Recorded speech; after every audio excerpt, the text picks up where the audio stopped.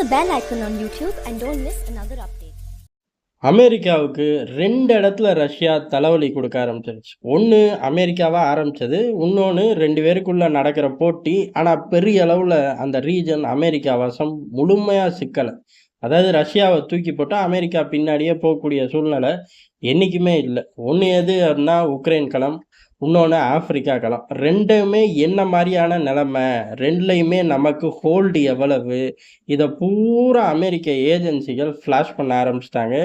இது பைடனுக்கு பெரிய தலைவலி. இந்த தலைவலியிலேருந்து தப்பிச்சுக்க பைடன் அரசாங்கம் தங்களுக்கு தெரிஞ்ச விஷயம், அமெரிக்கா ரத்தத்திலே ஊறின ஒரு விஷயத்த வெளியில எடுத்திருக்காங்க. 2 நிமிஷம் கழிச்சு அத பார்ப்போம்.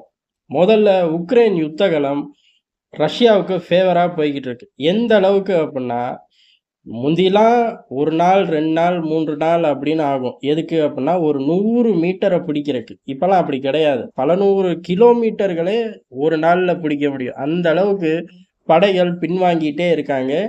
இது ரஷ்யாவுக்கு ஒரு நல்ல மைலேஜை கொடுத்துக்கிட்டே இருக்கு. வீரர்களுக்கு பெரிய அளவு உற்சாகம், திட்டம் தீட்டுறதுலையும் சரி, முன்னேறதுலையும் சரி, பெரிய அளவில் அவர்களுக்கான தங்கள் மைலேஜா மாற்றிக்கிட்டே இருக்காங்க. இது உக்ரைனுக்கு மேலே மேலே இழப்பு தான். ஒரு பக்கம் வீரர்கள் சரண்டர் ஆகிறார்கள், ஒரு பக்கம் வீரர்கள் பின்வாங்குறாங்க. இதை தவிர வீரர்கள் முன்னேறார்கள் அப்படிங்கிற தகவலே கிடையாது. அதுலேயும் சரண்டர் ஆகலாம் ரொம்ப வேடிக்கை. ஆற்றை கடந்து வந்து சரண்டர் ஆகுறாங்க. ஏன் அப்படின்னா, ஆத்துக்கு அங்கிட்டு இருந்தா ரஷ்யாவோட ஆர்ட்டிலரிகள்ல அந்த வீரர்கள் பலியாகிறத தவிர வேற வழியே இல்ல. ஆர்ட்டிலரி ஜோனை விட்டு வெளியில வந்து சரண்டர் ஆகிற அளவுக்கு நிலைமை ரொம்ப மோசமா போச்சு. இது அமெரிக்காவுக்கு பெரிய அசிங்கமா போச்சு. இதையும் லோக்கல் ஏஜென்சிகள் ஃபிளாஷ் பண்ண ஆரம்பிச்சிட்டாங்க. அடுத்த கட்டமா ஆப்பிரிக்கா பகுதிகளில் நமக்கு கொஞ்சம் கூட செல்வாக்கு இல்லை. அது ஓரளவுக்கு தெரிஞ்சது தான். ஆனால் வீரர்களை வச்சு ஆட்களை கைக்குள்ளே போட்டு நம்மளும் மிரட்டி நம்மளும் ஒரு ஆள் ஆப்பிரிக்கா பகுதியிலன்னு இருந்தோம். இப்போ அதுவும் இல்லை. ஆப்பிரிக்கா பகுதியில் அமெரிக்காவோட ஹோல்டும் இல்லை, அமெரிக்காவோட நட்பு நாடுகளான ஐரோப்பாவோட ஹோல்டும் இல்லை. இது 2க்கும் காரணம் பைடன் தான் அப்படின்னு சொல்லி பைடன் மேல ஆப்பிரிக்கா முழுமையா திரும்பிருச்சு. அவரோட அரசியல் வாழ்க்கைக்கு பெரிய ஒரு சங்கடத்தை ஏற்படுத்தி விட்டுருச்சு. இதுல இருந்து மனுஷன் எப்படி தப்பிக்க முடியும்? உடனடியாக இராணுவத்தை அனுப்பிச்சு ஆப்பிரிக்கால தன்னோட பிரசன்ஸ் இருக்குன்னு காட்ட முடியுமானா வாய்ப்பே இல்லை. ஏற்கனவே இருந்த 2 பேஸையும் நைஜர்ல இருந்து காலி பண்ணி கிளம்புறதுக்கு அமெரிக்கா தயாராயிருச்சு.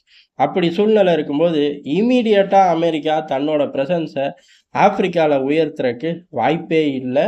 இந்த விஷயத்துல சரி கட்டவும், இந்த உக்ரைன் யுத்த காலத்துல பெரிய அளவு ஒரு தோல்வியை நோக்கி போறதை சரி கட்டவும் அமெரிக்கா கிட்ட என்ன அஸ்திரம் இருக்கு அப்படின்னா ஒண்ணுமே இல்லை. ஆனா அமெரிக்கா கிட்ட புத்தின்னு ஒண்ணு இருக்கு, அமெரிக்க ரத்தம்னு ஒண்ணு இருக்கு. அது என்ன அப்படின்னா மேல மேல சிக்கலாக்கி விட்டு குளிர்காயறது தான். அதனால உக்ரைன் ரொம்ப நாள் கேட்டுக்கிட்டு இருந்த நீண்ட தூர ஏவுகணையை தர அமெரிக்கா சம்மதம் அப்படின்னு நியூஸை ஃபிளாஷ் பண்ணியிருக்காங்க. எந்த அளவு உண்மை அப்படின்னு தெரியல. ஏன் அப்படின்னா பெல்கிராட்ல தாக்குதல் நடத்தினாலே பைடனே தான் காலில் வந்தார். தயவு செஞ்சு தாக்காத, கச்சா எண்ணெய் மையங்களை தாக்காத, பிரைஸ் அதிகமாச்சுன்னா யூஎஸ் மார்க்கெட் தான் ஃப்ளட் ஆகும் அப்படின்னு சொல்லி குய்யோ முயோன்னு கத்துனது வேற யாரும் இல்லை, பைடன் தான். அப்படி இருக்கும்போது அடுத்த கட்டமா இன்னொரு விஷயத்துக்கு கத்துனாங்க. டீப் இன்சைட் ரஷ்யாக்குள்ள போய் தாக்குதல் நடத்தாத, பதிலுக்கு அவனுங்க வெறி பிடிச்சி தாக்க ஆரம்பிச்சாங்கன்னா உக்ரைன் ஒன்றும் இல்லாமல் போயிடும். இல்லை ரொம்ப வெறி வந்து அணு ஆயுதத்தை தூக்கிட்டாங்கன்னா அதோட மொத்த உலகத்தோட ஜோலியும் முடிஞ்சுன்னு 2 விவகாரத்தில் காலில் வந்ததும் பைடன் நிர்வாகம் தான். ஆனால் இப்போ உள்ளூர் பிரச்சனையை சமாளிக்க இந்த நீண்ட தூர ஏவுகணை லிஸ்ட்டை தூக்கி டேபிளில் வச்சுருக்காங்க. இதை கொடுக்கறதுனால என்ன ஆகும்? ரஷ்யாவுக்குள்ள தாக்குதல், அதை தான் வேணான்னு நீயே போய் காலில் விழுந்திய ராஜா அப்படிங்கிற மாதிரி தான் இருக்கு. அதனால கொடுப்பார்களா ஒரு சந்தேகம். ஆனால் கொடுக்கறதாக பேச்சும் வர ஆரம்பிச்சிருச்சு.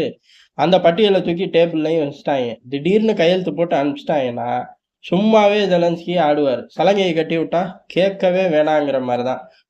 மிசைல் கிரிமியாவை தாக்கும், அடுத்த மிசைல் பெல்கிராதை தாண்டி ரஷ்யாவோட ஏதாச்சும் ஒரு டீப் இன்சைட் போய் தாக்கிட்டு ரஷ்யாவோட ஏர் டிஃபென்ஸ் சிஸ்டம்லாம் ஒரு சிஸ்டமே இல்லை அப்படின்னு வாய் பேசிக்கிட்டு இருப்பாங்க.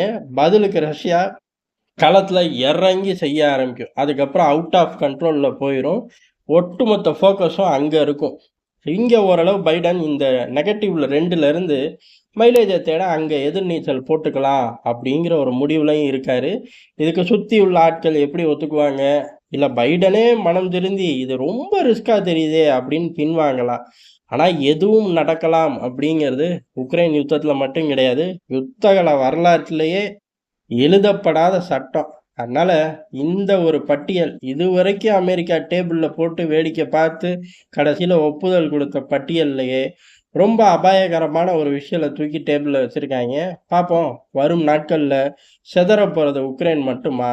இல்ல ஏமாந்த சில பல நாடுகளா அப்படின்னு அந்த ஏமாந்த சில பல நாடுகள்ல ஐரோப்பால உள்ள முக்கியமான நாடுகள் வந்தா கூட ஆச்சரியப்படுறதுக்கு இல்ல.